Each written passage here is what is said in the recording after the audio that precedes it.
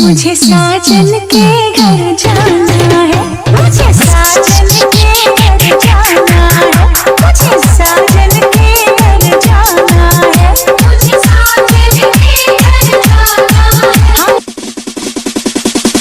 अनिरुद्ध बिहारी भाइयों सिस्टम पार देंगे।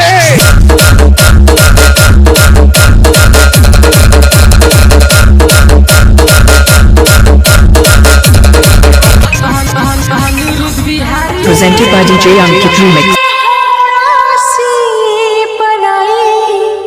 दस तो प्रीत क्यों पाई